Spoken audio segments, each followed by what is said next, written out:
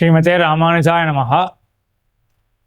9 ஆச்சாரியர்கள் திருமந்திரத்தினுடைய அர்த்தத்தை வெவ்வேறு கோணங்களிலே அருளி செய்கிறார்கள். திருக்குறுகை பிரான் பிள்ளான், பிள்ளை திருநறையூர் அரையர், நஞ்சியர், எம்பார், நாதமுனிகள், ஆளவந்தார், நம்பிள்ளை, பிள்ளை உறங்காவில்லிதாசர், முதலியாண்டான் என்ற 9 ஆச்சாரியர்கள் திருமந்திரத்தை வெவ்வேறு கோணத்திலே பார்க்கிறார்கள். அதில் முதல் திருக்குறுகை பிரான் பிள்ளான் என்ன சாதிக்கிறார்னா, திருமந்திரமானது ஸ்வரூபத்தை சொல்லுகிறது. அதாவது ஆத்மாவினுடைய அடிப்படை தன்மை அதை சொல்லுகிறது. ஆத்மாவினுடைய அடிப்படை தன்மை என்ன? சேஷத்துவம், எம்பெருமானுக்கு ஆட்பட்டிருத்தல், அதை சொல்லுகிறதாம் திருக்குறுகை பிரான் பிள்ளானுடைய திருவுள்ளம். அதற்கு பிறகு பிள்ளை திருநறையூர் அரையர் என்ன சாதிக்கிறார்னா, திருமந்திரமானது பிராபியத்தை சொல்லுகிறது. ஆத்மா பெற வேண்டிய பயன் என்ன? பிராபியம் என்ன பயன்? எம்பெருமான் திருவடிகளில் பண்ணக்கூடிய கைங்கரியம், அதை தான் திருமந்திரம் சொல்றது. திருமந்திரத்துல முதல் பதம் பிரணவம் இருக்கு இல்லையா, ஆவுக்கே மா ஆட்பட்டவன், அது சேஷத்துவத்தை சொல்றது. திருக்குறுகை பிரான் பிள்ளானுடைய திருவுள்ளம். நாராயணாயன்ற கடைசி பதம் இருக்கு இல்லையா, அதுல தான் திருமந்திரத்துக்கே நோக்கு அப்படின்னு பிள்ளை திருநறையூர் அரையருடைய திருவுள்ளம். ஆகையினால திருமந்திரமானது பிராபியத்தை சொல்லுகிறது அப்படின்னார். அதற்கு பிறகு நஞ்சியர் அனன்யார்ஹத்துவத்தை சொல்லுகிறது அப்படின்னு தெரிவிக்கிறார். அதாவது ஆவு மால ஊ அப்படின்ற அக்ஷரம் இருக்கு இல்லையா, அதான் திருமந்திரத்திலேயே மிகவும் முக்கியமானதான். எம்பெருமானுக்கே அப்படின்னு மற்றவர்களுக்கு கிடையாது, அனன்யார்ஹம் அவனுக்கு மட்டுமே தான் அப்படின்ற அர்த்தம் தான் திருமந்திரத்தினுடைய முக்கியமான அர்த்தம் என்று நஞ்சியருடைய திருவுள்ளம். அதற்கு பிறகு எம்பார் சாதிக்கக்கூடியது திருமந்திரத்துக்கு தாத்பரியம் பாரதந்திரியம். நமகான்ற நடுப்பதம் இருக்கா, அது என்ன சொல்றது? ஆத்மாவே, நீ உன்னை ரட்சித்து கொள்ளக்கூடாது, எம்பெருமானை சார்ந்தே தான் நீ இருக்க வேண்டும், அவனுடைய கை பார்த்து தான் இருக்க வேண்டுமே ஒழிய உன்னுடைய வாழ்வை தீர்மானிப்பது உன் கையில் கிடையாது என்று நமகான்ற பதமானது ஸ்வரக்ஷணே ஸ்வான்மயத்தை ஒழிக்கிறது. நான் என்னை காத்துக்கொள்வேன் அப்படின்ற எண்ணத்தை ஒழித்து பாரதந்திரியம், அவனையே சார்ந்திருத்தல் அப்படின்ற அறிவை நமக்கு ஏற்படுத்துறது இல்லையா, அதுதான் திருமந்திரத்தினுடைய நோக்கு என்று எம்பாருடைய திருவுள்ளம். பாரதந்திரியம் தான் திருமந்திரத்தினுடைய பிரதானமான அர்த்தம் என்று. அதற்கு பிறகு நாதமுனிகள். நாதமுனிகள் தான் முதல் ஆச்சாரியர்.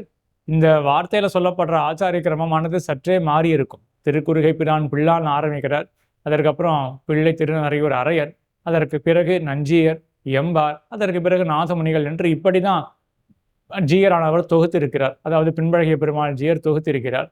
ஆக 5வது ஆச்சாரியர், இந்த வார்த்தையில பார்க்கப்படுற ஆச்சாரியர் நாதமுனிகள். நாதமுனிகள் என்ன சாதிப்பார்னா, திருமந்திரத்துக்கு நோக்கி எதுலனா ஞானம், வைராகியம், பக்தி, இந்த 3ல தான் திருமந்திரத்துக்கு நோக்கு அப்படின்னு சாதிப்பாராம். ஞானம், இந்த ஜீவாத்மாவினுடைய அடிப்படை என்ன அப்படின்றத தெரிவிப்பது திருமந்திரத்தினுடைய முதல் பதம் பிரணவம் என்ற பதம். அதற்கு பிறகு நமகான்றது என்ன பண்றதுன்னா, வைராகியத்தை வளர்த்து கொடுக்கறது. என்னிடத்திலேயே எனக்கு பற்று கிடையாது, நான் எம்பெருமானையே சார்ந்திருக்கிறேன், இதுதான் சிறந்த வைராகியம், இதை தான் நமகான்ற பதம் ஏற்படுத்தி கொடுக்கிறது. அதற்கு பிறகு பக்தி, நாராயணாய அப்படின்ற பதம் இருக்கு இல்லையா, இது கைங்கரியத்தை சொல்லக்கூடிய பதம். கைங்கரியம் என்றது எப்படி வரணும்னா, இந்த கிரமத்துல தான் வரணும். ஞானம், வைராகியம், பக்தி, அது முதிர்ந்து கைங்கரியம், இதுதான் சரியான கிரமமே. நான் யார் அப்படின்னு முதல்ல தெரிஞ்சுக்கணும், எம்பெருமானையும் தெரிஞ்சுக்கணும், நம் இருவருக்கும் இருக்கக்கூடிய உறவு முறை அதையும் தெரிந்து கொள்ள வேண்டும். அதற்கு பிறகு வைராகியம் ஏற்படும். என்னிடத்துல ஆத்மீயங்கள்ல என்னிடத்துல என்ன, என்னை சார்ந்த பொருள்கள் என்ன, எல்லாத்துலேயும் வைராகியம் ஏற்படும். அதற்கு பிறகு எம்பெருமான் திருவடிகளில் சிறந்த பக்தியானது ஏற்படும். அந்த பக்தி தூண்ட பண்ணப்படுறது தான் கைங்கரியமே ஒழிய நேரம் நம்ம போய் ஞானமே இல்லாமல் பண்ணோமே என்றால் அது கைங்கரியமாக ஆகாது. இங்க நாதமுனிகள் காட்டக்கூடிய அர்த்தம் என்னன்னா, 3 பதங்கள் திருமந்திரத்தில் இருக்கக்கூடிய ஓம் நமஹா நாராயணாய முறையே என காண்பிக்கின்றன. ஞானம், வைராகியம், பக்தியை காண்பிக்கின்றன. நாராயணாயன்றது கைங்கரியத்தை காட்டும். ஆனால் கைங்கரியத்துக்கு என்ன வேணும்? பக்தி தான் வேணும். பக்தி இருந்து பண்ணக்கூடியது தான் கைங்கரியமாக இருக்கும். ஆக ஞானம், வைராகியம், பக்தியை தெரிவிக்கின்றன 3 பதங்கள். நாதமுனிகளுடைய திருவுள்ளம். திருப்பேரனார், நாதமுனிகள் திருப்பேரனார் ஆள வந்தார். அவர் சாதிப்பாராம், இது அதாவது அபிஜனம், வித்யா, விருத்தங்களை காட்டும் இந்த 3 பதங்கள் இருக்கு இல்லையா. அபிஜனம்னா குடிப்பிறப்பு. என்ன குடிப்பிறப்பு? பிராமண குடிப்பிறப்பு, இந்த உயர்ந்த குலத்தில் குடிப்பிறப்பு, அதெல்லாம் கிடையாது. பிரபன்னாளுக்கு அதெல்லாம் ஒரு குடிப்பிறப்பே கிடையாது. என்ன அபிஜனம்? பிறவி என்றாலே ஞானம்தான் பிறவி. எம்பெருமானுக்கு நான் ஆட்பட்டவன் அப்படின்ற ஞானம் வருது இல்லையா, அன்னைக்கு தான் இவன் பிறக்கிறான். திருமழிசை பிரான் தெரிவிக்கலையா, அன்று நான் பிறந்திலேன், பிறந்த பின் மறந்திலேன். எப்போ எனக்கு அந்த ஆத்ம ஞானம் வருதோ அன்னைக்கு தான் பிறந்தமையே. ஆக பிரணவம்ன்றது என்ன காட்டும்னா பிறவியை காட்டுறது, நல்ல குடிப்பிறப்பை காட்டுறது. இவன் சேஷபூத்தன்னு அறியறான் இல்லையா, அன்னில இருந்தா இவனுக்கு பிறவியே. அபிஜனத்தை காட்டக்கூடியது முதல் பதம் பிரணவம். அதற்கு பிறகு வித்யை காட்டக்கூடியது நமகான்ற பதம். என்ன சிறந்த வித்யை? பாரதந்திரிய ஞானம் தான் இருக்கிறதுலே சிறந்த வித்யை. அதை காட்டக்கூடியது நமகா அப்படின்ற பதம். அதற்கு பிறகு விருத்தம். விருத்தம்னா தொழில், ஒழுக்கம். அதை காட்டக்கூடியதான் நாராயணாய என்ற பதம். ஞானம் பிறந்தாச்சு, அதிலும் சிறந்த ஞானம் பிறந்தாச்சு. அதற்கு சேர அனுஷ்டானம் இருக்கணும் இல்லையா. ஸ்ரீ வைஷ்ணவாளுக்கெல்லாம் என்ன அனுஷ்டானம், என்ன ஒழுக்கம்? திருக்கால சந்தியாவந்தனம் பண்றது, அப்பப்போ கை காலை சோதிச்சுக்கிறது, இதெல்லாம் இருக்கும். ஆச்சாரங்கள் அப்படின்றது இருக்கும். ஆனா இருக்கிறதுலே சிறந்த அனுஷ்டானம் என்ன அப்படின்னா கைங்கரியம் அப்படின்ற அனுஷ்டானம் தான். அதை தான் ஆளவந்தார் தெரிவிக்கிறார். நாராயணாய அப்படின்றது விருத்தத்தை காட்டுறது, ஒழுக்கத்தை காட்டுறது. எப்படிப்பட்ட சிறந்த ஒழுக்கம்னா கைங்கரியம் ஆகிற ஒழுக்கம் அப்படின்னு நாதமுனிகள், அதற்கு பிறகு திருப்பேரனார் ஆளவந்தார் சாதித்த வார்த்தை. பிறகு இந்த வார்த்தையில 7வது ஆச்சாரியர் நம்பிள்ளை. நம்பிள்ளை சாதிக்கக்கூடியது என்னன்னா, திருமந்திரமானது அர்த்தபஞ்சகத்தை காட்டும் 5 அர்த்தங்கள். ஜீவஸ்வரூபம், பரஸ்வரூபம், உபாயஸ்வரூபம், விரோதி ஸ்வரூபம், அதே போல புருஷார்த்த ஸ்வரூபம் என்று இப்படி 5 அர்த்தங்கள். இந்த அர்த்தங்களை தான் திருமந்திரமானது காட்டுகிறது. இந்த 5 அர்த்தத்தை திருமந்திரம் எப்படி காட்டுறது அப்படின்னு கீழே பல வார்த்தைகளில் பார்த்துள்ளோம். அதை ஞாபகப்படுத்தி கொள்வது. அதற்கு பிறகு 8வது ஆச்சாரியர் பிள்ளை உறங்காவிலிதாசர். அவர் என்ன தெரிவிப்பாராம், இந்த திருமந்திரமானது ஒரு திருமணத்தை காட்டக்கூடியது இல்லையா. முன்பே பார்த்துருக்கோமே, திருமந்திரம் அப்படின்றதே ஒரு தாலி கயிறு அப்படின்னு. அதற்கு சேர ஓம் நமஹா நாராயணாய என்று இந்த 3 பதங்களும் 3 வகையான ஒரு நிலைகளை காட்டுகின்றன. எப்படிப்பட்ட நிலைனா, முதல் பதம் பிரணவம், அது பாணி கிரகணத்தை காட்டுறது தான். பாணி கிரகணம் அப்படின்னா ஆணானவன் பெண்ணுடைய கையை பிடிக்கிறான் இல்லையா கல்யாணம் பொழுது, அது பாணி கிரகணம் காட்டப்படுறது இந்த திருமந்திரத்தினுடைய முதல் பதம் பிரணவத்தால. ஏன்? ஒரு தொடர்பு ஏற்படுறது. ஜீவாத்மாவுக்கும் பரமாத்மாவுக்கும் இருக்கக்கூடிய இயற்கையான தொடர்பு அது இன்னைக்கு தான் தெரிவிக்கப்படுறது. யாருக்கு? இந்த ஜீவாத்மாவுக்கு. அவனுக்கே நான் ஆட்பட்டவன் அப்படின்னு. ஆக அது பாணி கிரகணத்தை காட்டுறது. அதற்கு பிறகு மனநீர் ஆட்டுவது. நமகான்ற பதம் மணவாளனுக்கும் இந்த மணாட்டிக்கும் மனநீர் ஆட்டுவர்கள். அவர்களுடைய அசுத்தி எல்லாம் கழியும்படியாக மனநீர் ஆட்டுவர்கள்.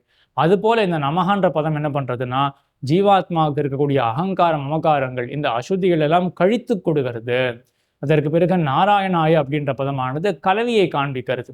ஆணும் பெண்ணும் சேர்கிறார்கள். அது போலதான் ஜீவாத்மா பரமாத்மாவுடைய திருவடிகளை சேர்ந்து அவன் திருவடிகளில் பண்ணக்கூடிய கைங்கரியம் அதை தெரிவிக்கக்கூடியது நாராயணாய என்ற பதம் என்று இப்படி பிள்ளை உறங்காவலிதாசர் சாதிப்பாராம். அதற்கு பிறகு கடைசியாக முதலையாண்டான் சாதிக்கக்கூடியது என்னன்னா, இந்த 3 பதங்கள் 3 அர்த்தங்களை காட்டுகின்றன. முதல்ல சொரூபத்தில் உணர்த்தி, அதற்கு பிறகு ஸ்வரக்ஷணத்தில் அசக்தி, அதற்கு பிறகு எம்பெருமானை பேணுகை அப்படின்னு 3 அர்த்தம். முதல்ல சொரூபத்தில் உணர்த்தி, சட்டுன்னு தெரிய வருது. இப்போதான் அனாதி காலமா அனாதி மாயையா சுக்தகா அப்படின்னு உறங்கிக் கொண்டே இருந்தான். நான் யாரும் தெரிஞ்சுக்கல, எம்பெருமான் ஒருத்தன் இருக்கான் அப்படின்னு தெரிஞ்சுக்கல, கைங்கரியம் உண்டு அப்படின்றதையும் தெரிஞ்சுக்கல. எல்லாத்தையும் இழந்து சம்சாரமாகிற பெருங்கடலிலே விழுந்து நோவுப்பட்டு கொண்டிருக்கோம் அனாதி காலமாக. இன்னைக்கு தான் ஒரு உணர்த்தி ஏற்பட்டிருக்கு. எம்பெருமானுக்கு நான் அடிமை அப்படின்ற அந்த உணர்த்தி இருக்கு இல்லையா, அது பிரணவத்தால சொல்லப்படுறது.